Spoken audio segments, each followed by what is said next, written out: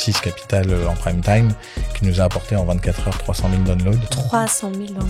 Et le lendemain, Cyril Hanouna sur TPMP fait les reviews des émissions de la veille. Et il dit, il y a une app qui te paye pour marcher, c'est exceptionnel. Je me suis déjà retrouvé dans des situations où je dormais pas la nuit parce que je savais pas si j'allais pouvoir payer les salariés à la fin du mois. C'est la pire des choses qui puisse arriver à un entrepreneur et j'ai jamais pris des meilleures décisions qu'à ce moment-là. Comment on ouvre un pays comme les US et comment on fait pour ne pas délaisser la France? Venus Williams, comment ça s'est passé, l'histoire est assez incroyable. Bonsoir à toutes et à tous. Aujourd'hui, on a le plaisir de recevoir Yves Benchimol, cofondateur et CEO de WeWard. Salut Yves. Ça va? Salut. Salut Yves. Alors, Yves vit à New York et il a fait un crochet par Paris pour le podcast. Ça, merci beaucoup. C'est sympa. Bah, quand même. Alors, WeWard, c'est une application mobile que j'ai d'ailleurs. Je suis utilisateur de WeWard. Je vais le montrer pour les personnes sur YouTube, mais qui est une application avec un petit panda orange. Wardy. Et qui est une application en fait qui a un pour but et qui est massivement utilisée. Il y a 20 millions d'utilisateurs aujourd'hui de l'application, de inciter les utilisateurs à marcher. Et tout le monde sait qu'aujourd'hui marcher, ça fait partie des éléments centraux de la bonne santé de tout à chacun, accessible de manière complètement gratuite. Donc, tu as fondé cette société en 2019. Tu es diplômé de Polytechnique et de Berkeley. Et aujourd'hui, donc là, tu es donc entre Paris et New York, tu es une société de 100 personnes. Il y a une très forte ambition à travers cette application en fait qui mêle à la fois toute la partie en fait ludique de marché, mais où tu as construit en fait des codes de gamification à l'intérieur de cette application qui la rend assez désirable. Moi qui l'utilise tous les jours, je vais chercher mes petites cartes dans l'application, je fais des petits détours. Grâce à toi, je marche beaucoup plus et j'ai des tabacs endiablés à la maison. Donc c'est clairement au cœur de la tech for good. C'est une très belle application pour ceux qui l'ont pas. Téléchargez-la et apprenez à marcher, à redécouvrir vos villes aussi, parce qu'il y a des incitations à découvrir des endroits dans la ville pour récupérer des cartes. Et donc, on est ravis de t'avoir avec nous. Ben, plaisir partagé. Et ravi de voir que tu es un utilisateur assidu de l'application. J'adore. D'ailleurs, je pense que j'ai pas validé mes pas, donc j'ai pas envie de changer, de perdre ma ligue. Donc, je vais faire gaffe. Donc, dans le podcast, il y a 3 parties. Il y a une partie qui est le 0 to 1, qu'on va aborder ensemble maintenant. Une deuxième partie qui est le scale. Une troisième sur le next game, en fait. T'as comme une des applis qui est les plus utilisées sur téléphone. Donc, en fait, c'est quoi la suite? Donc, on a envie d'en parler avec toi. Donc, si on revient sur le 0 to 1, tu as le droit de compléter cette présentation, évidemment. Peut-être de nous raconter les tout débuts, comment tu te retrouves à te lancer, à trouver peut-être tes premiers clients utilisateurs. Et si on peut en parler un peu du modèle économique qui se cache derrière, parce qu'il faut un modèle économique pour aussi continuer à faire vivre cette super app. Voilà. Très bon programme, ça me va. Parfait. Alors moi j'ai démarré donc en 2019, donc j'ai été diplômé de Polytechnique et Berkeley, donc j'ai fini mes études en 2015. J'ai monté une première boîte qui était une plateforme B2B d'analyse de données pour la grande distribution, que j'ai arrêté en 2019. Donc c'est une boîte j'appelais ça un peu un lifestyle business qui marchait mais qui a pas vraiment scalé. Et sur un sujet qui me passionnait plus au bout de 4 ans, qui était celui de faire une solution pour des directeurs marketing de grands groupes. Donc nos clients c'était Carrefour, Auchan, Nestlé, Galeries Lafayette. Et quand t'es ingénieur et que tu trouves que t'as pas trop de sens dans ce que tu devs toute la journée ou sur quoi tu travailles, tu te poses des questions. Et c'est là où en fait je voulais absolument créer une boîte à impact. Ça a duré 4 ans quand même. Ouais. Ça a duré 4 ans, mais si tu veux, quand tu fais de l'entrepreneuriat, en fait, c'est long de faire monter un business. Et il y a dès le début, tu as des choses passionnantes. Tu recrutes tes premiers salariés, tu lèves tes premiers fonds, ça prend du temps, tu as tes premiers clients, tu fais tes premiers chiffres d'affaires, tu structures le truc. Et en fait, il s'est déjà passé 4 ans et puis tu fais un retour en arrière et tu dis, est-ce que c'est ce que je veux faire pour les 4 prochaines années? Est-ce que cette boîte, elle peut aller à hauteur de tes ambitions? Donc, est-ce que ça peut être une licorne?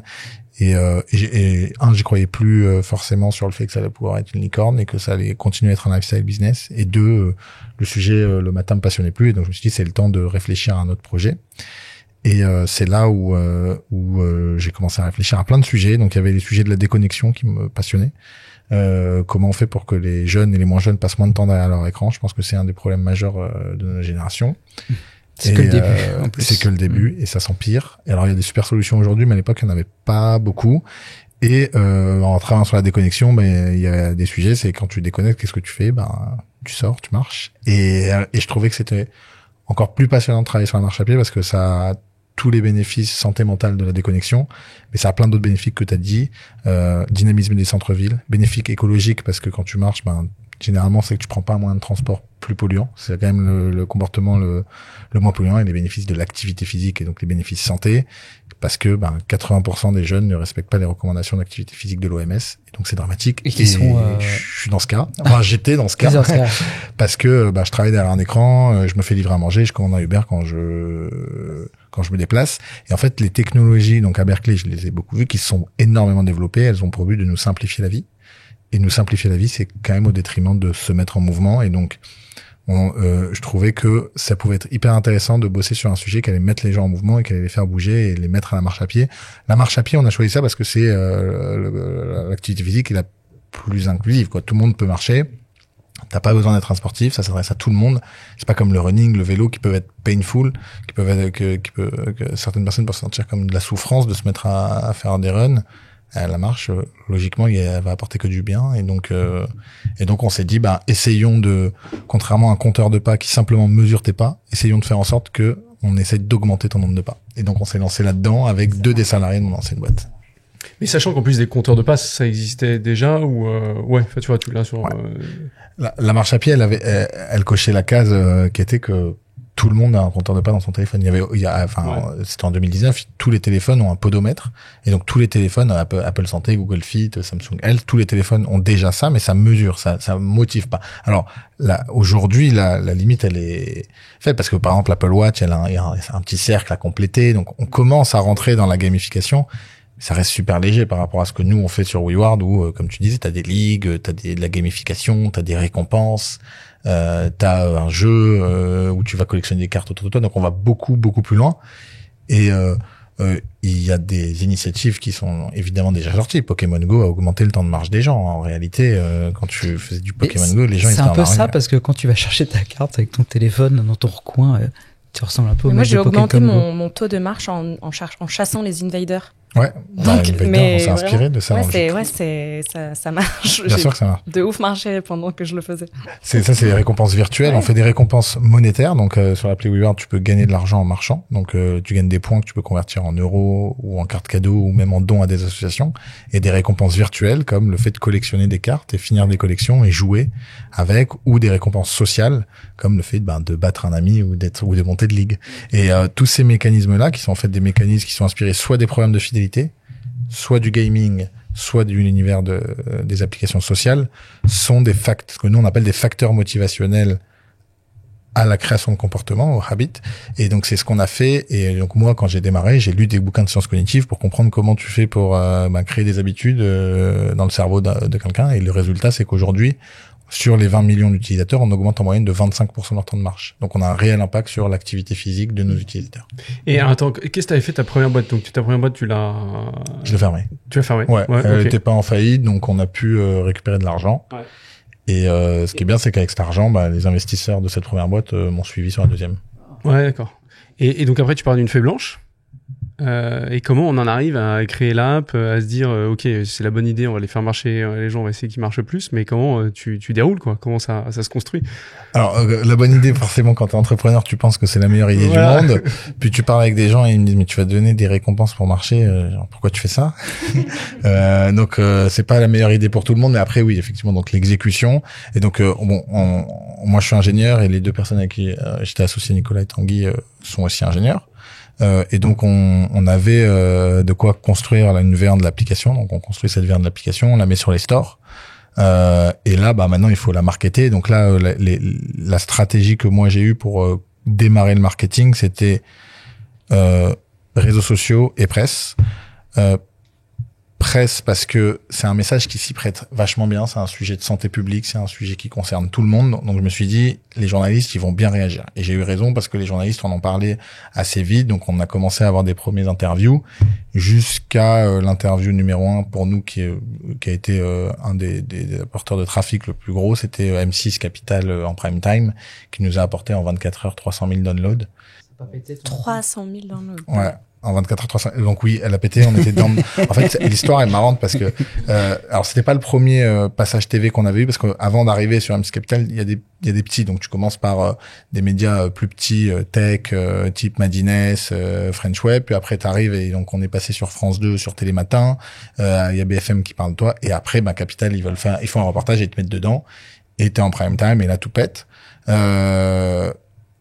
Ce qui s'est passé, c'est que donc on savait qu'on avait passé sur Capital. Bon, tu sais pas exactement ce qu'ils vont dire sur toi. Ils sont venus dans les bureaux, ils ont filmé, mais après ils sont allés chercher des utilisateurs, ils sont allés chercher des clients, ils sont allés chercher des choses. Donc tu sais pas trop ce qui va se passer, donc tu sais pas si ça va bien réagir.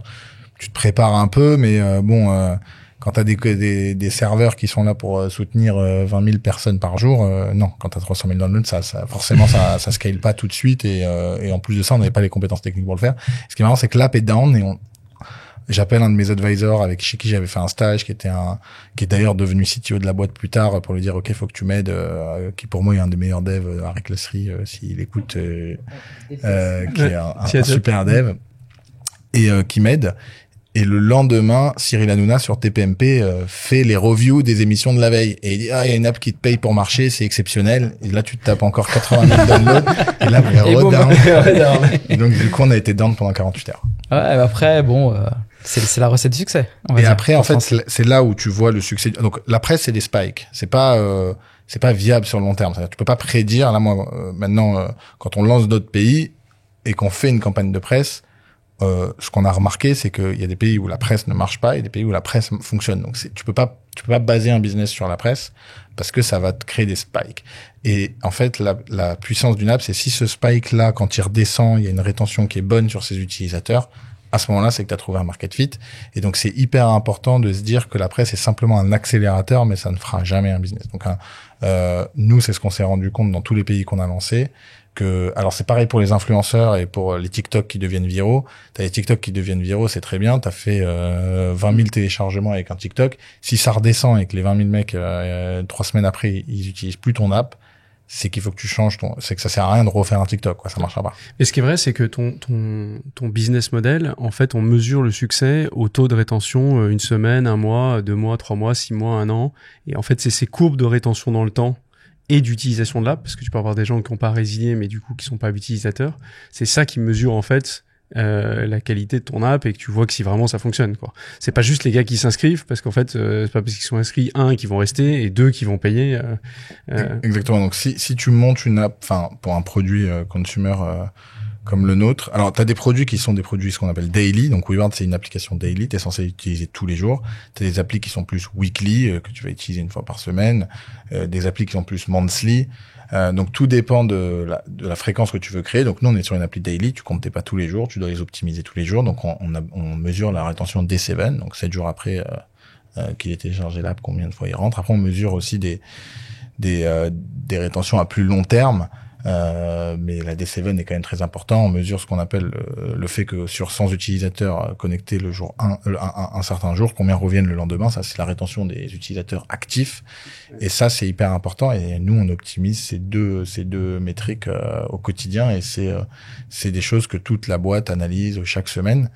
Et si ces métriques sont pas bonnes, ça ne sert à rien de faire de la presse, ça sert à rien de faire de l'influence, ça sert à rien de faire de l'acquisition. Pour une application daily comme la nôtre, ça c'est juste jeter de l'énergie et de l'argent, parce qu'ils vont partir les gens.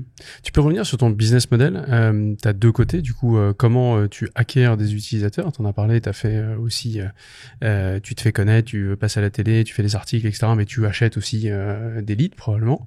Tu peux revenir sur la partie acquisition et voilà, c'est ça déjà. Ouais. Alors l'acquisition, en fait, donc la presse, ça coûte pas cher, et les réseaux sociaux, quand c'est de l'organique comme des TikTok viraux, ça coûte vraiment pas cher.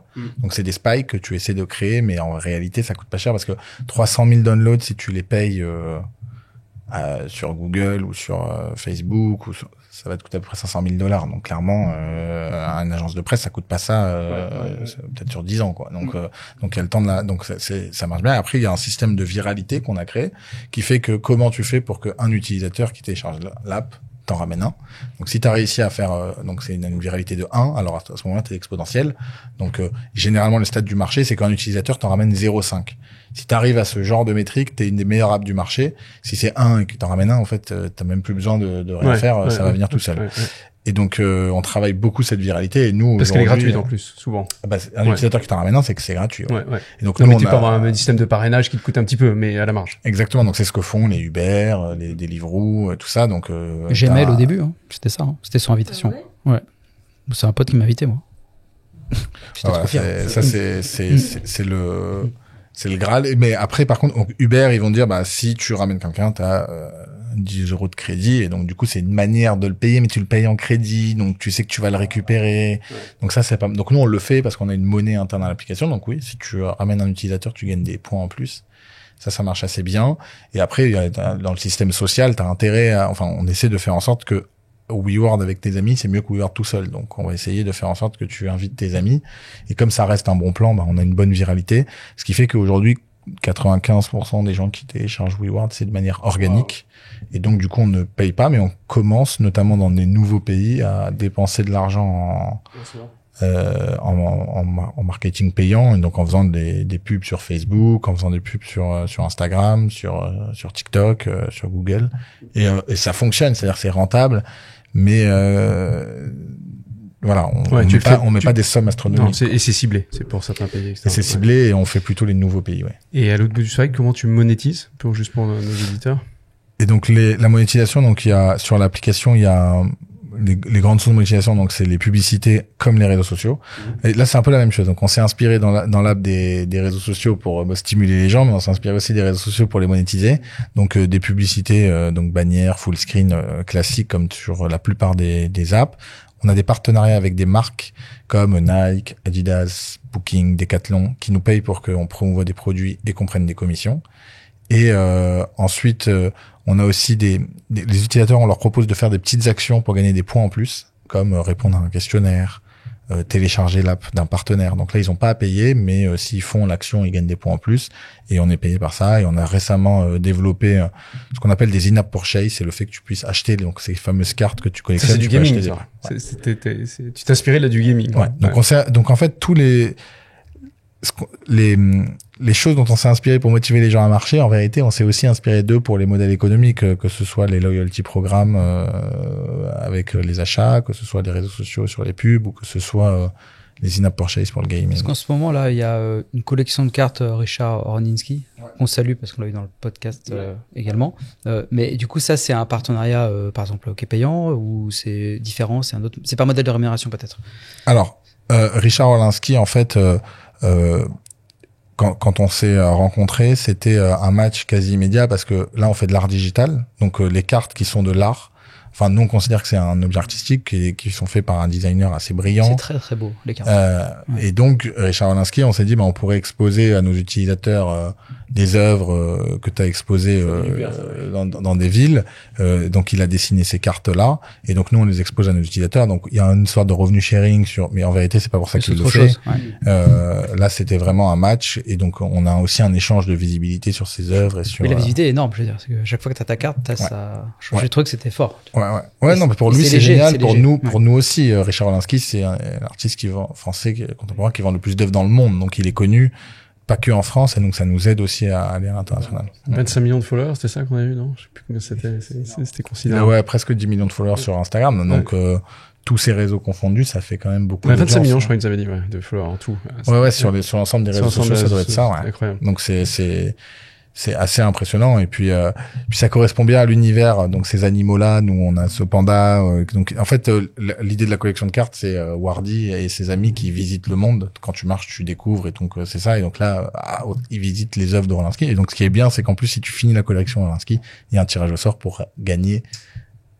Donc il y a 80 œuvres d'Orlinski qui seront distribuées aux utilisateurs. Donc et c'est des œuvres qui valent quand même beaucoup d'argent. Donc ça vous parle. C'est pas mal, c'est vrai. On va peut-être passer sur la partie T-Scale. Juste quand on diffusera, je fais une aparté, l'épisode, préviens tes équipes techniques pour le scale, tu vois, le pic, le spike, le spike qui va péter. C'est rien par rapport à Capital.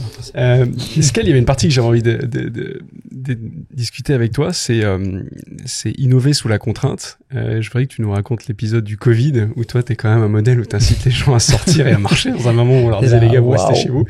Et moi j'aime bien, on a discuté pas mal de cette notion d'innover sous contrainte. Tu m'as fait penser un peu à DeepSeek où en fait quand tu mets sous contrainte, de temps en temps avec moins de revenus, moins de trucs, on arrive à sortir. Et d'ailleurs, c'est un des rares moments où Elon Musk a dit tiens, enfin un peu de compétition, on va pouvoir s'amuser.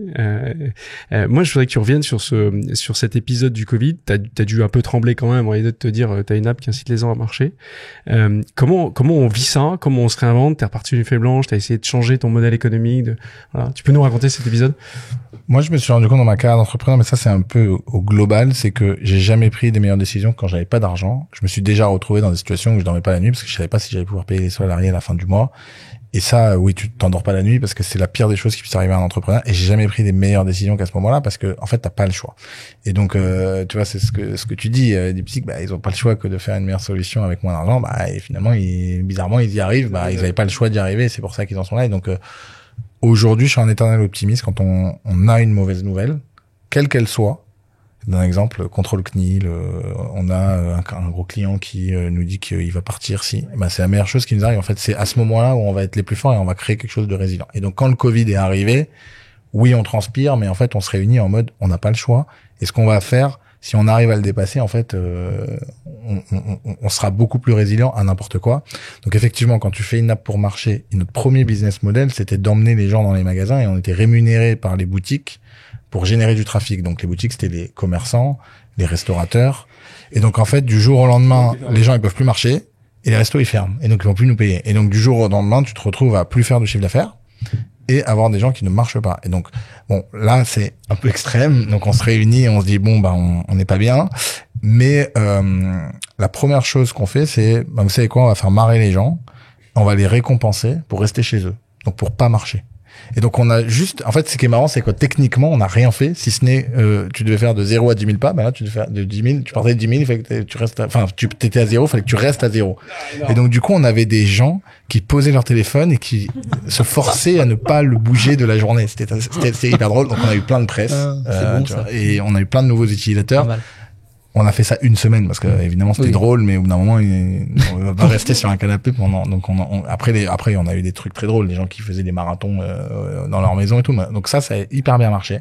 Ça a été une super bonne idée et on a développé d'autres modèles économiques du coup. Un de nos gros clients, c'était Carrefour, par exemple. Et Carrefour, en fait, ils étaient encore ouverts. Sauf que Carrefour, je sais pas si vous vous souvenez, mais on faisait la queue pour aller chez Carrefour. Donc, avec les mesures sanitaires, il pouvait pas y avoir plus de X personnes dans un Carrefour. C'était, donc Carrefour, ils nous ont dit, vous êtes bien gentils, on va pas faire de la pub. Là, nous, évidemment, entre guillemets, on fait plein d'argent parce qu'on est ouvert et que tout le monde vient chez nous. Mais on va pas faire de la pub pour en plus inciter les gens à faire la queue alors qu'ils viennent déjà. Donc c'était à une période assez compliquée, eux évidemment. Donc ils ont dit on va arrêter de faire de la pub sur WeWard, ça n'a pas de sens, et ils avaient raison. Et donc là on a développé évidemment tous les business models qui sont là aujourd'hui. C'est là où on a lancé la pub, c'est là où on a lancé l'affiliation avec les magasins en ligne, parce que à l'époque on voulait pas le faire parce que pour nous tu marches, tu vas en boutique, on soutenait le commerce local, mais là on avait pas vraiment le choix parce que même pour les soutenir, ces gens-là, ils nous disaient mettez-nous en ligne. On a un site de e-commerce, mettez-nous. Donc on a lancé les sites de e-commerce et là on a lancé le téléchargement d'autres apps. Donc tous les business models qui sont là aujourd'hui ont été développés, j'ai envie de dire grâce au Covid. Sinon on les aurait peut-être pas développés de la même manière. Et ils ont tenu jusqu'à aujourd'hui. Ouais, c'est ça qui est dingue, c'est qu'en fait finalement ça t'a forcé à penser à autre chose, vraiment think out of the box parce que t'avais pas le choix. Mais du coup, j'imagine que t'avais dû avoir des idées dans tous les sens. Comment tu fais pour les tester, pour rinquer un peu toutes ces idées, parce que comme tu disais toi-même, tu les aurais pas lancées dans un modèle normal. Déjà, tu t'aurais pas eu envie de te défocuser. Et puis après, comment tu fais quand t'as toutes ces idées, tu pars d'une feuille blanche et comment tu fais pour les ranker, pour te dire alors attends, ça je teste, ça je fais pas. Bon alors là j'ai triché, j'ai dit des idées qui sont encore là aujourd'hui, mais des idées qu'on a fait qui n'ont pas marché. Donc évidemment on fait une liste et il y a des choses qu'on teste même pas parce qu'on n'y croit pas, mais il y a des choses qu'on a fait et qui n'ont pas marché. Et on a fait sur l'app, il y avait en visio, tu pouvais gagner des points si tu faisais un cours de sport en visio, et donc tu avais un prof soit live soit en rediffusion, et si tu finissais le cours, tu gagnais des points. Sauf qu'en fait il y avait 5% des gens qui le faisaient, ça a pas marché, les gens ça laissait. En fait c'est pas des sportifs nos utilisateurs. D'accord, fausse bonne idée. Donc ça a pas marché, ça a marché 2 semaines pendant le Covid, et après une fois qu'ils avaient le droit de sortir à 1 kilomètre 1 heure par jour, en fait les gens ils préféraient marcher que faire c'était pas. En fait nos utilisateurs n'étaient pas des sportifs. Alors il y a des attention, il y a plein d'apps de sport qui ont explosé pendant le Covid sur des cours en visio, sauf que nous on n'avait pas les meilleurs cours, c'était pas notre métier. Et donc on essayait de trouver des profs, mais c'était un peu bancal. Nos cours étaient pas les meilleurs, donc les gens ils avaient du contenu gratuit sur internet et ils allaient pas sur WeWork pour faire ça. Donc ça n'a pas marché. Bon, il y a des trucs comme ça qui n'ont pas fonctionné et entre guillemets on les oublie vite et on. Mais ça valait le coup de les tester. De toute façon. Alors ça, pour le coup, si c'est à refaire, je le retesterai pas évidemment, mais aujourd'hui, je sais que si cette idée revient, on le fera pas. Donc on a appris, mais voilà, on a peut-être mis beaucoup d'efforts on avait mis beaucoup de dev quand même sur ce truc, parce que c'est pas facile de faire des cours en live avec des profs de sport. On avait monté un réseau de profs de sport. Enfin, on avait quand même beaucoup investi sur ça. Ça coûte assez cher. Techniquement, tu rajoutes du streaming sur ton app, c'est quand même une autre infrastructure. Donc après, on a même essayé de les faire payer ces cours de sport parce qu'on s'est dit en fait il y a un business model, même si c'est que 5% des gens, les gens ils vont payer. En fait, les gens en fait une fois que tu les faisais payer, ils disent en fait c'est gratuit sur YouTube, donc laisse tomber. Donc ça n'a pas marché. Mais j'aime bien. Je voudrais revenir sur un point. Et je trouve ça très intéressant. Tu dis à chaque fois que j'ai un problème, la CNIL, etc.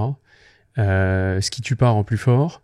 Et en fait, ce que moi j'ai constaté souvent, c'est que les entrepreneurs qui ont fait face à ces difficultés, du coup, ils ont construit un modèle beaucoup plus robuste, parce qu'en fait, ça te force à être dans le détail. Parce que souvent, tu peux pas être partout, les gens ils font 24 heures, etc. Donc en fait, tu gères un peu comme ça. Enfin, t'essayes d'aller au plus loin que tu peux, mais comme t'as plein de trucs. Et tout d'un coup, t'es obligé de faire un focus sur un sujet. Et donc, tu t'empares du sujet de la CNIL, tu vas comprendre, etc. Et tu rentres très en profondeur dans le sujet pour le régler. Et ça, du coup, si tu le fais bien, c'est compounding. Parce que du coup, t'as mis derrière toi un vrai sujet et t'as été loin dans l'expertise. Et j'ai l'impression que c'est ça qui permet de passer des étapes et des paliers. En fait, faut prendre toute barrière, toute difficulté comme une opportunité d'être meilleur sur ce sujet-là. S'il y a un client qui s'en va, c'est qu'il y a une raison. C'est que, en fait, tu lui apportais pas la valeur qu'il espérait. Si t'as un contrôle réglementaire, que ce soit un contrôle quel qu'il soit, en fait, c'est pour améliorer tes process. In fine, c'est ce qui va se passer. C'est-à-dire que si, au pire, ce qui va se passer, bon, c'est peut-être une amende financière, peut-être un risque personnel, mais c'est parce que t'as fait quelque chose de pas bien, donc faut que tu l'améliores. Donc moi je le vois toujours de manière positive et aujourd'hui quelle que soit la mauvaise nouvelle qui peut nous tomber, on va essayer de se dire pourquoi elle est arrivée et comment on peut faire pour la surmonter, et au contraire on va être plus fort demain. Donc j'ai pas de problème à descendre pour remonter plus haut, et donc c'est une façon de voir. Par contre j'ai appris beaucoup de choses dans ma carrière d'entrepreneur. Aujourd'hui, jamais je me remettrai dans une situation où j'ai 2 mois de cash. Ça, je le ferai jamais. Aujourd'hui, je suis beaucoup plus prudent sur ces sujets-là parce que j'ai pas dormi pendant plusieurs semaines sur ces sujets-là, et ça c'est des choses que je referai pas. Par contre, j'ai pris de très bonnes décisions à ce moment-là qui m'ont permis de ne pas être dans ces situations pour trouver l'argent qu'il fallait pour. Si on revient sur le scale, t'as scalé dans 29 pays, je crois. Et moi, j'aimerais qu'on fasse un focus sur comment on va aux US. C'est évidemment le thème du moment. Comment on va aux US? T'es aux US depuis 2 ans maintenant. Et j'aimerais qu'on en 2 parties. Comment on ouvre un pays comme les US et comment on fait pour ne pas délaisser la France? Parce que t'as un business, t'es français, t'as des équipes en France, etc. Et tu m'avais dit d'ailleurs que, comme beaucoup de patrons qu'on a eu ici, qui sont partis aux US, c'est qu'il faut qu'il y ait un moment un des fondateurs qui aille, parce que il faut du drive, il faut que t'as toute l'ADN de l'équipe à amener là-bas. Tu peux nous redire comment t'as regardé ce marché américain, qui a des utilisateurs qui étaient très différents, un peu tout ce process où t'as essayé de comprendre la culture locale. Ouais. Et moi, j'ai envie de savoir comment t'as fait pour avoir Venus Williams, qui est c'est vrai qu'on l'a pas dit, mais qui était l'ambassadrice. Non, c'est quand même incroyable, franchement. Voilà. Depuis un mois et demi, peut-être quelque chose comme ça. Et on l'a annoncé il y a un mois et demi, mais en fait, ça fait un peu plus de temps parce que ça prend du temps. Mais alors, comment on va déjà on a déjà notre prochain invité. Putain. C'est ça. Voilà, si vous voulez quelqu'un. Les US, donc je pense que c'est à peu près le cas, quel que soit ton business. Si tu veux devenir vraiment une très grosse boîte. Après, bon, il y a des business où il y a des profondeurs de marché des gens en France qui sont énormes. Moi, c'est pas mon cas. La profondeur de marché en France, elle est pas non plus gigantesque. Et donc, quand tu es sur une boîte consumer, forcément, il faut que tu t'internationalises. Et les US, ça sera forcément parmi les plus gros marchés. Donc ça, c'est vrai pour plein de boîtes de ça. C'est donc moi j'ai pris moi je suis ingénieur, je fais mes stats et je regarde les licornes françaises qui sont grosses aux US où ils sont les fondateurs. Et en fait, tu te rends compte que quasiment tous les cas, il y a un des fondateurs qui est aux US et qui est basé là-bas et qui a créé une équipe là-bas et qui a fait ça. Donc tu te dis, il y a peut-être une raison. Donc tu les appelles et parfois, donc moi je me dis, bah je peux lancer. Pour aller aux US, tu peux lancer ton app, la mettre disponible sur l'App Store, la traduire, c'est pas très compliqué, surtout aujourd'hui avec les outils d'IA générative, c'est vraiment pas compliqué de traduire, d'avoir une traduction de très bonne qualité. Et tu te dis, ils sont un peu comme nous et je vais y aller une fois tous les 2 mois et ça va passer. Sauf qu'en fait, une des premières choses que je dis, et moi je peux le dire aujourd'hui, c'est que quand tu pars aux US, c'est la direction de la boîte qui change. C'est-à-dire que les US deviennent la priorité numéro 1 de l'ensemble des salariés de la boîte. Ouais. C'est déjà un message envoyé, quoi. Et c'est un message très fort, c'est de leur dire, en fait, si tu travailles pas sur les US, c'est que tu travailles pas sur le bon sujet, en fait. C'est, même si aujourd'hui les US ça fait 0 de chiffre d'affaires et que la France ça fait 100% du chiffre d'affaires ou que l'Europe fait 100% du chiffre d'affaires, si tu travailles pas sur les US, c'est que tu travailles pas sur l'endroit où est basé un des fondateurs ou le CEO. Et donc ça change de focus. Ce qui fait qu'aujourd'hui, sur notre Slack, avant, t'avais le chiffre qui était le nombre d'utilisateurs global. Aujourd'hui, t'as le nombre d'utilisateurs aux US, qui est tous les matins envoyé à tous les salariés. Donc en fait, on a changé le chiffre parce que c'est devenu la priorité de la boîte de faire grossir aux US. Donc ça a été une des premières décisions. Ensuite, une des choses, c'est comment nous on s'est dit, ce qu'il faut, c'est qu'on américanise la boîte. Donc avant de partir, tu dis américaniser, c'est traduire. Tu vas traduire, je sais pas, tous tes outils internes. Tu vas traduire évidemment ton app. En fait, non, ça va beaucoup plus loin que ça. C'est comment tu fais pour que quand quelqu'un te rencontre, il pense que tu es une boîte américaine. Et ça, c'est beaucoup plus compliqué. Et c'est pour ça que je suis allé chercher Venus Williams. Parce qu'aujourd'hui, je me suis rendu compte que si tu prends les boîtes françaises qui ont vraiment réussi, il y a des gens notamment les clients de ces boîtes françaises pensent que c'est une boîte américaine. Datadog, c'est clairement une boîte américaine. De toute façon, maintenant, ils sont cotés et tout, donc c'est clairement une boîte américaine. Pourtant, comment ils ont fait? Ils font rentrer des fonds américains, généralement. Évidemment, ils recrutent des VP sales, américains. Et donc, nous, comme on n'a pas vraiment de sales parce que c'est une boîte B2C, il faut qu'on ait une image américaine. Et donc, soit c'est un VC, soit c'est une égérie. Et c'est la raison pour laquelle je suis allé chercher Venus Williams. C'est aujourd'hui quelqu'un qui télécharge. Et donc, un des tests qu'on a fait, c'est on va voir un Américain, on lui dit, télécharge l'app. Et à la fin, on lui demande, à ton avis, l'app est de quelle nationalité? Et aujourd'hui, 100% des cas, il voit Venus Williams, il dit, c'est l'app de Venus Williams, quoi. C'est une africaine. Et ça marche vachement bien. Et donc, du coup, t'as besoin d'aide, entre guillemets, de Venus Williams. Et donc, Venus Williams, comment ça s'est passé? L'histoire est assez incroyable. Mais moi, je cherchais une célébrité américaine, si possible avec une bonne image, si possible dans le sport. Et donc, la chance que j'ai eue, c'est que j'étais dans un super restaurant à Paris avec ma famille juste avant de partir aux US, donc il y a 2 ans.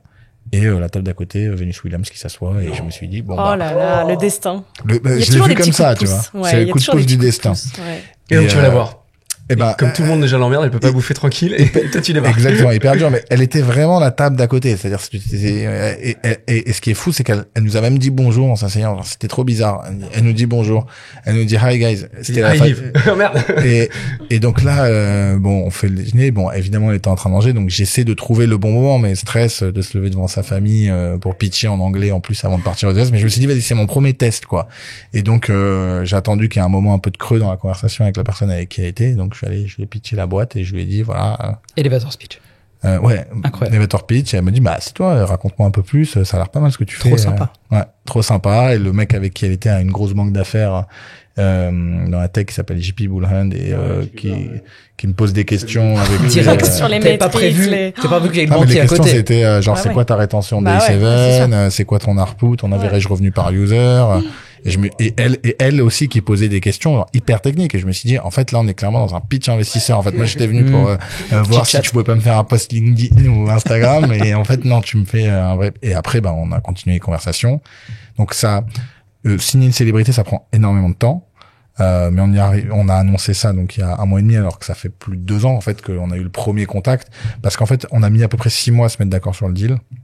Après c'est des gens qui sont très protégés par des avocats, où ça va dans des détails qui sont assez pour te donner un ordre d'idée dans le contrat, si on l'a, parce que elle est aussi ambassadrice, donc comme elle est ambassadrice, elle alloue du temps pour nous, donc on a fait une super vidéo que je vous invite à regarder de elle qui joue au tennis, mais en fait quand elle fait son match de tennis, elle est plus intéressée par son nombre de pas que par gagner le match, donc c'est une vidéo qui promeut la marche à pied.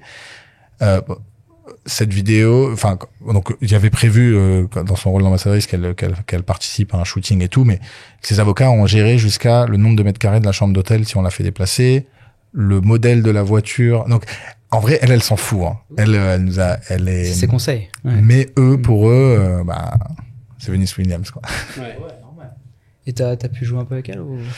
Alors, je suis pas un bon joueur de tennis, mais oui, on a fait taper quelques balles, pas que à moi, mais à des gens qui étaient là et ouais, ça a fait des bons contenus. Ouais, c'est extraordinaire. Donc elle devient ton ambassadrice, mais si on vient un peu sur la mentalité américaine, elle est quand même assez différente de la mentalité européenne et ça tu l'as mesuré.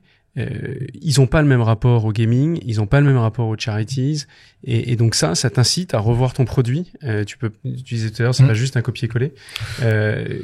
Comment t'analyses ça?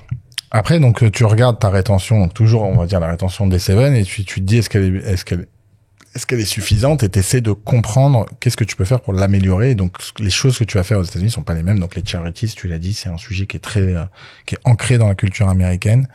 Aussi, pour une raison simple, c'est que l'État ne joue pas l'État français en France finance beaucoup les associations. Aux États-Unis, pour te donner un ordre d'idée, Central Park, c'est une charity. C'est pas l'État qui fait, c'est ni la ville, alors ils peuvent aider, mais en tout cas, c'est géré par une non-profit. Et donc les gens donnent à Central Park. Et donc ça fait qu'en fait il y a énormément de choses que tu penses que c'est le rôle du pouvoir public de le faire. En fait non, c'est la population qui décide d'allouer dans. Et donc du coup c'est pour ça que les Américains donnent beaucoup plus à des non-profits. Mais en fait ces non-profits là leur servent aussi dans leur quotidien. Et donc ils sont très sensibles à plein de sujets. Donc nous on a beaucoup insisté sur ça et donc on a fait des partenariats avec des charities où les gens marchent pour donner à des charities. Il y a des comportements de marche qui sont différents aux États-Unis. Alors New York c'est une des villes les plus marchables dans le monde, mais Los Angeles c'est pas forcément une ville marchable. Il y a des villes comme ça où il y a même pas de trottoir en fait. Et donc par contre, ça veut pas dire que les gens marchent pas, c'est qu'ils marchent différemment. Ils vont dans un centre commercial, et le centre commercial il fait 50 000 mètres carrés. Et là ils vont passer la journée. Et donc du coup, tu dois t'adapter et faire de la pub localement là-bas. Dans les universités américaines, on commence à les avoir, mais ces campus gigantesques où les étudiants marchent, c'est un vivier magnifique pour faire du marketing. Et donc on va essayer de s'intégrer là-bas via les fraternités, sororités, Ouais, mais ça demande quand même beaucoup d'adaptation en fait, parce que ne serait-ce que tu mentionnes un truc, si tu veux faire du marketing local dans un mall, en fait c'est pas du tout la même chose en termes de sponsors, en termes de, tu vois, donc il faut que tu regardes où ils se déplacent, que tu analyses et que tu dises, en fait c'est très local, et donc si tu vas pas prendre le magasin de fringues qui est là-dedans, ça sert à rien, tu vois. Donc non, mais tu peux contacter ouais, c'est ça, mais donc directement, et eux, en fait. J'ai envie de dire, on n'est pas les premiers à le faire, du marketing dans des universités. Enfin, Facebook l'avait fait à l'époque. L'application française Be Real, c'est comme ça qu'ils se sont fait connaître. Donc, en fait, il suffit juste que tu contactes des gens qui ont bien réussi à lancer ça, et ils t'expliquent comment faire. Et donc, t'as des panneaux publicitaires dans les malls. Enfin, en réalité, c'est des choses. Après, il faut juste que l'exécution elle soit bonne, et pour qu'elle soit bonne, il faut juste que tu arrives à contacter les bonnes personnes. Ouais, mais c'est ça, c'est quand même tout un nouvel écosystème. Ouais. C'est-à-dire que tous les gens avec qui tu avais l'habitude de dealer pour faire de la pub en Europe, c'est plus du tout les mêmes. Donc tu repars d'une feuille blanche, quoi. Ouais. Donc, et surtout la presse, quand tu les appelles et que t'es une boîte française aux États-Unis. Donc maintenant on a Venus Williams, donc c'est aussi pour ça qu'elle nous aide, parce qu'elle nous aide à contacter les journalistes. Mais sinon, tu les appelles, bonjour, on est une boîte française, on fait ça, super, c'est génial, mais appelez-nous si vous avez énormément d'utilisateurs. Mais là, vous êtes rien, on va pas vous aider, quoi. Alors qu'en France, on est un entrepreneur français, j'ai fait Polytechnique, donc ça aide, on fait un sujet hyper trendy. Ils vont commencer à parler de toi, ils vont être intéressés. T'as Madinez qui s'en occupe, quoi. Ouais, c'est ça. C'est ça. Et puis après, il y a un autre journaliste qui va être intéressé. Donc c'est beaucoup plus simple pour un Français de faire ça. Là-bas, t'es vraiment personne. Et donc c'est aussi une des raisons pourquoi avoir une égérie. En fait, une égérie, souvent, les gens me disent, mais elle a X millions de followers, donc un post, ça vaut tant. Mais en fait, c'est pas ça. Même quand tu recrutes quelqu'un, aujourd'hui, quand je recrute quelqu'un, je lui dis, il y avait Venus Williams au Capital. Parce qu'en fait, c'est comme si tu lui dis, j'ai Andreessen Horowitz au Capital, ou c'est un argument qui back ta boîte, ça, bien sûr. Ouais. Et donc, t'en as besoin pour recruter, t'en as besoin pour convaincre des journalistes, t'en as besoin pour plein de trucs. Et donc, je le conseille à beaucoup d'entrepreneurs qui vont là-bas d'essayer d'avoir un nom américain, que ce soit un VC ou que ce soit, si c'est du B2B, un VC, c'est super. Les entrepreneurs français qui sont allés là-bas, généralement, c'est pour convaincre un VC américain de rentrer. Et donc, quand ils vont avoir des clients, ils mettent le logo du VC. Comment dit Yves aux States? Ça, dur. C'est terrible. Et c'est ça d'avoir un nom breton. J'ai presque plus envie d'aller au Starbucks à cause de ça. Il disait... Moi, je dis au Starbucks, je dis Wives, et là, ils arrivent à l'écrire. Et sinon, eux, quand ils le lisent, ils vont dire Ivers. Parce que si je dis Yves, ils écrivent EVE, quoi, comme Adam and Eve, quoi. Qu'est-ce que tu donnerais d'autre comme conseil? On a beaucoup d'entrepreneurs, d'ailleurs, qui nous écoutent pas mal, et on les remercie, qui veulent aller aux US. Évidemment, le moment est propice. Tout le monde se pose la question sur les US avant qu'en off on discutait des droits de douane, etc., qui vont arriver ce soir. Qu'est-ce que tu donnerais comme conseil, à la fois pour partir aux US? Tu nous l'as dit déjà que les fondateurs se déplacent, mais peut-être est-ce que tu as d'autres tips? On discute aussi avec French Founders pour nous aider à animer cet écosystème de Français aux US. Quel tips tu peux donner? Et je voudrais qu'on revienne aussi sur comment on n'abandonne pas son business en France, parce que tu as laissé des gens en France, ils disent le patron il est pas là, donc quand le chat est pas là, les souris dansent. Qu'est-ce qu'on fait? Alors, il y a deux sujets. C'est quand j'y vais, donc French Founder, moi je suis membre, je recommande 1000%, alors c'est génial, super réseau, hyper dynamique à New York. Donc plein de bons conseils, plein d'erreurs à éviter. Donc pour aller, oui, évidemment je recommande d'y aller. Donc moi j'ai fait le choix d'aller à New York parce que justement il y a une proximité avec la France qui est plus raisonnable que celle si tu vas dans la Silicon Valley. T'as 6 heures de décalage versus 9 heures. Ça change énormément. J'ai une demi-journée en commun avec la France. Si tu vas à SF, t'as 2 heures par jour et encore, il faut que tu te lèves vachement tôt. Et je me lève très tôt déjà à New York pour avoir cette demi-journée full avec la France. Tu vas à New York, il faut de l'argent. Ça c'est clair. Ça prend du temps. Il y a un des premiers conseils que j'ai eu d'un de mes advisors, c'était la France, c'est un zodiaque, ça démarre vite, mais ça atteint sa vitesse de croisière. Les États-Unis, c'est un paquebot. C'est-à-dire que ça va démarrer très doucement, mais c'est inarrêtable. Donc, lui, ce qu'il m'avait dit, c'est, il faut que tu aies 2 ans de cash où tu fais 0 revenu, minimum. Et donc ça, je pense qu'il faut s'en rendre compte que un salarié aux États-Unis, ça coûte excessivement cher. Ouais, Hermel de Madrid nous en avait chez Datadog, là, elle nous avait expliqué, elle était head of people chez Datadog, elle nous a dit ça coûte cher, tu te plantes souvent sur les premiers, enfin c'est... Voilà, tu vas te planter sur tes premiers recrutements, donc ça va te coûter un coup, les avocats, ça va coûter 3 fois plus cher qu'en France, les bureaux, ta vie à toi, très important de se rendre compte que les loyers sont 3 fois plus élevés. Si t'as des enfants, les enfants à New York, ça coûte très très cher, et donc du coup il faut être capable d'assumer ça, et donc il faut que la boîte elle soit capable de te payer un salaire qui te permet d'assumer ça, parce que si t'es pas bien là-bas parce que tu galères, tu vas pas y arriver. Donc ça c'est très important, donc c'est y aller et avoir un soutien financier, donc d'un investisseur, ou alors que ta boîte, nous dans notre cas, que la boîte française génère du chiffre d'affaires pour le faire. Donc nous on était rentable quand je suis parti, et on a toujours été rentable, mais on était pas aux US quoi, on était rentable en France et ça finance les US. Donc ça c'est hyper important. Il faut faire beaucoup de networking quand t'arrives. Il faut pas hésiter à aller rencontrer des entrepreneurs et passer du temps.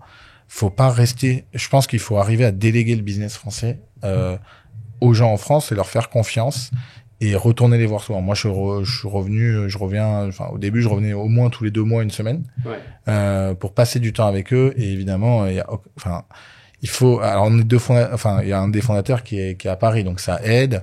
Je suis présent à tous les weekly, je suis très, très impliqué, je travaille beaucoup, mais la crainte que ça se passe mal, c'est arrivé à certains entrepreneurs, et du coup, c'était une de mes craintes. Moi, j'ai des entrepreneurs, avant de partir, ils m'ont dit, bon, tu vas avoir des démissions.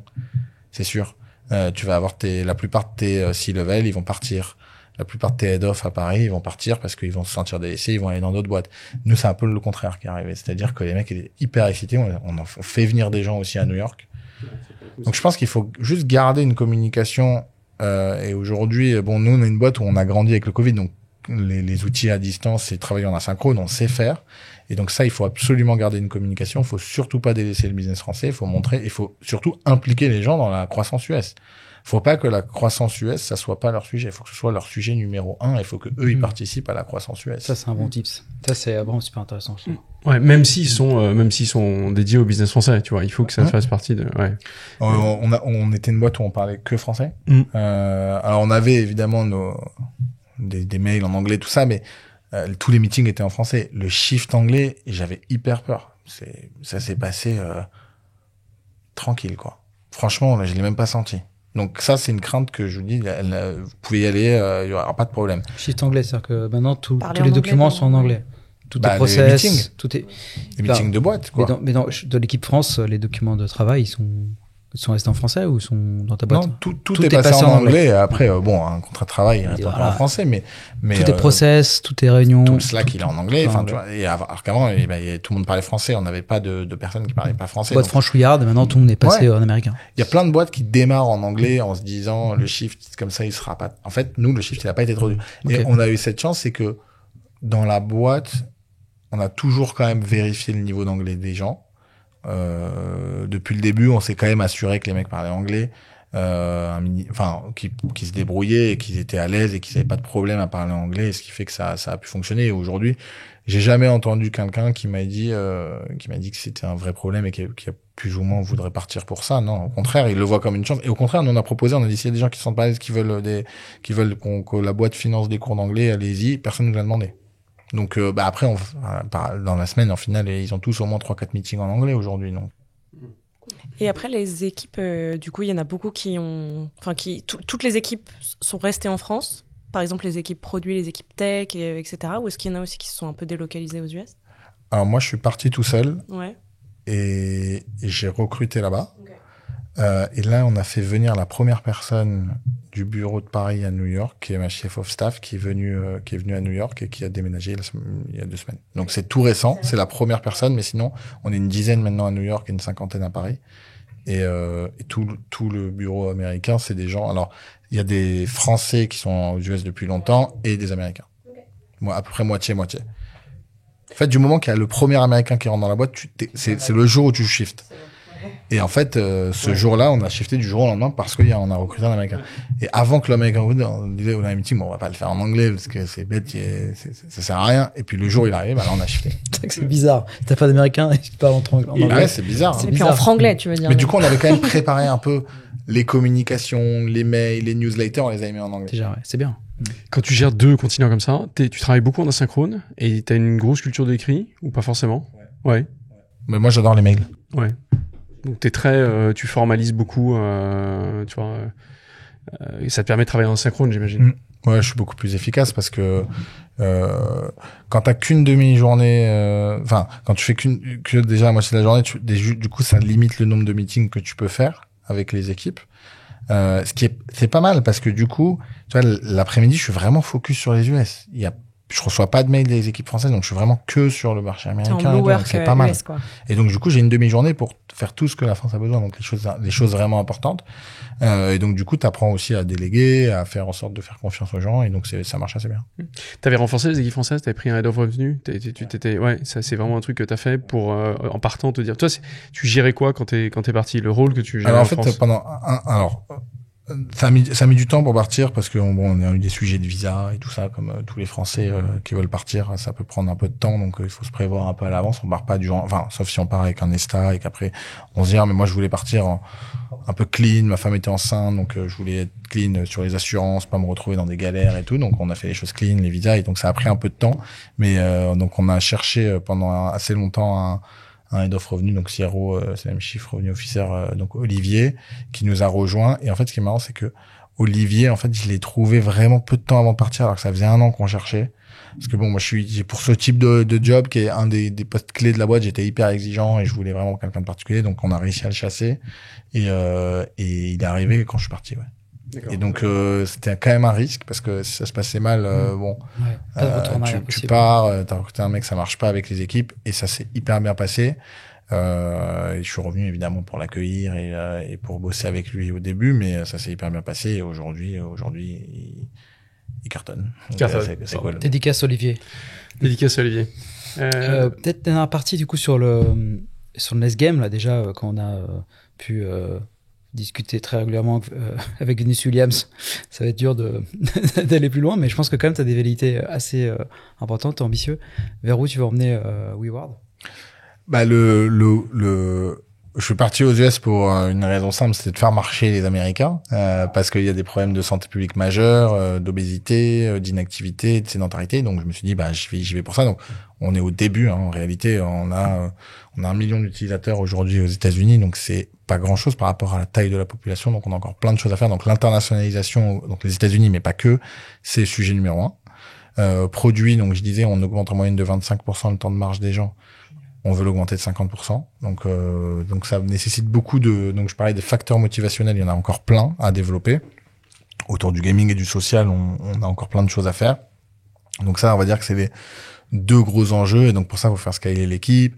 On est une 60aine et on recrute encore pas mal de monde. Donc je pense qu'on va être une 100aine d'ici la fin de l'année. Donc ça nécessite quand même pas mal de boulot. On a cette chance d'être une boîte profitable. Donc on n'a pas aujourd'hui de sujet financier. C'est un truc...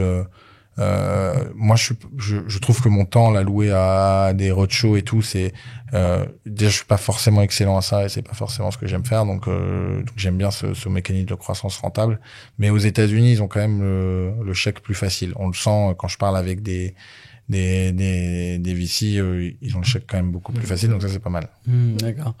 Et tu disais tout à l'heure que tu t'étais beaucoup renseigné au début quand tu as lancé la boîte en lisant des livres un peu spécifiques. Il y a un livre que tu recommandes en particulier, pas forcément sur les sciences cognitives, mais sur... un livre accessible, ouais. qui est d'ailleurs hyper connu, c'est Hooked de Nir Eyal.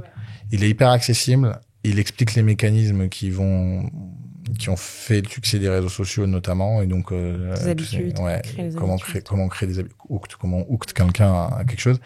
Et ce que j'aime bien, c'est qu'il explique que ça peut être utilisé à bon escient ou à mauvais escient, ouais.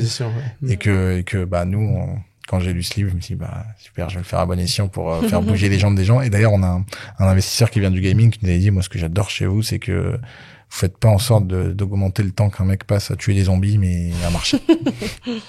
Ouais, on peut saluer d'ailleurs tes investisseurs qu'on connaît bien, Level Up, avec Ekima aussi, et Guillaume et Thibaut, Heads Up, très sympa. Effectivement, pour eux, ça va changer, ils ont fait beaucoup de gaming, donc c'est notre forme de gaming. Ouais, mais au final, c'est eux qui nous apportent toute la culture gaming dans la boîte, et ça fit assez bien.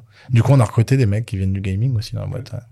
Et tu fais quoi pour garder la bonne énergie, garder le bon équilibre, pour toujours être performant, etc. Ah oui, je marche. Ça c'est sûr. On peut t'ajouter sur WeWard ou c'est secret Yves. ton pseudo? Ouais. C'est Yves? Ouais. Juste Yves? Bah ouais, c'est. J'ai t'ajouté. Tu vas m'éclater. J'ai pris le Yves de. Bien joué. Le pseudo Yves. J'adore. J'aurais bien aimé l'avoir sur Insta aussi. Il y a pas mal de gens qui vont peut-être t'ajouter. Ajouter Yves sur WeWard. Ouais, non, j'ai plus de followers sur WeWard que sur tous mes autres réseaux sociaux. C'est cool. Donc marché en numéro 1. Tu non, bien sûr. Marché. Alors New York, c'est une ville où marcher c'est hyper agréable. Et en fait, je tente et je le fais vraiment pas assez. Et, avec ma femme, on essaye de travailler nous deux sur ça. C'est la déconnexion. Donc, on a des enfants qui sont tout petits, donc c'est hyper important, je pense, de déconnecter les écrans. Et donc, quand tu marches, on le fait, mais on essaie de garder ces temps-là de déconnexion. Aux US, il y a un truc qui est très difficile, c'est quand tu te lèves le matin et que tu allumes ton téléphone. En fait, il y a déjà la moitié de la journée qui s'est passée, donc t'as plein de trucs qui arrivent. Et franchement, ça fait mal. Tu commences la journée difficile, donc on essaie de garder ce temps quand même de matin, de réveil avec nos enfants, et on va essayer un maximum. Et donc c'est un truc sur quoi j'essaie de travailler. Et franchement, j'ai beaucoup à m'améliorer encore. Et pareil quand tu rentres chez toi. Et donc ça, c'est la déconnexion et la marche à pied. Ouais, je pense que c'est des bons sujets. Bon conseil. Et à part Venus Williams, que tu t'es engagé à l'inviter dans le podcast, est-ce qu'il y a une personne que tu nous conseilles d'inviter ou que tu serais ravi d'écouter dans le podcast? Ouais, enfin, un French Founder à New York, là. On va faire le podcast en anglais. Non, j'avais pensé à quelqu'un que j'aime beaucoup, qui est aussi un polytechnicien, qui s'appelle Nathaniel Romano, qui a monté une boîte qui s'appelle Dift, avec Frédéric Mazzella. Et franchement, super boîte à impact. Ils ont une volonté de justement cette culture américaine de donner, de la rendre accessible à un maximum de Français via des chèques pour les entreprises. Hyper bien ce donner. Et franchement, c'est canon. Alors c'est une boîte qui est assez jeune, mais je pense que ça ira loin, et en plus de ça, que ça aura beaucoup d'impact. Parfait. Merci. Et Margot, tu veux résumer du coup l'épisode? Ouais. J'ai vu, t'as pris plein de notes, donc j'ai pris plein de notes. Je trouvais ça trop intéressant. Déjà, il y a une idée fausse, je trouve intéressante, que tu as partagée au début sur le Product Market Fit, où finalement, en fait, la presse ou les réseaux sociaux, ça va créer des petites spikes, mais c'est pas là encore le récurrent, et c'est un accélérateur. Mais en fait, c'est justement, faut essayer de voir cette rétention, et c'est quand on a la rétention qu'on a le Product Market Fit. Donc, de faire un un peu attention et de bien distinguer les deux. Et après, du coup, donc il y a l'innovation sous la contrainte, donc de réussir à prendre toute barrière comme une opportunité. Donc ça, j'ai trouvé ça hyper intéressant, de réussir à développer des fonctionnalités innovantes pendant le Covid, de changer son business model, de trouver des nouveaux modes de revenus et tout. Et surtout, sur les US, j'ai retenu 2 gros conseils qui sont quand on part aux US, on en fait sa priorité numéro 1, mais pas que pour soi, pour toute la boîte. Donc on implique tous les collaborateurs, et ça c'est hyper important. Qu'il faut devenir américain, faut pas être une boîte française traduite entre guillemets. Faut vraiment réussir à s'habituer aux habitudes, à trouver des ambassadeurs, que ce soit des VC, des célébrités, peu importe, mais vraiment réussir à devenir américain au plus profond de son être de boîte, quoi. Et après, il y a plein de petits tips que j'ai trouvé cool sur les US. Donc, voilà, de réussir à networker, de déléguer le business français tout en revenant quand même assez régulièrement, de réussir aussi ce shift en anglais. Dans la langue anglaise, la culture de l'asynchrone et le petit aussi type sur avoir de l'argent quand même, parce qu'aux US c'est le paquebot versus la France le Zodiac. J'ai trouvé l'image assez sympa. Super. Margot, que dire? Que dire? Rien à dire. Bon, merci Yves. Merci beaucoup. Super. Merci à tous. Un rappel, n'hésitez pas à noter l'épisode, commenter, vous adorez Yves est génial, voilà, etc. Et suivez-nous sur les réseaux sociaux. Suivez les réseaux sociaux, mettez 5 étoiles et ça nous fait réussir et on remonte dans l'algorithme qui est gourmand de ce type de choses. Voilà. Merci beaucoup. Merci à tous. Ciao. Merci.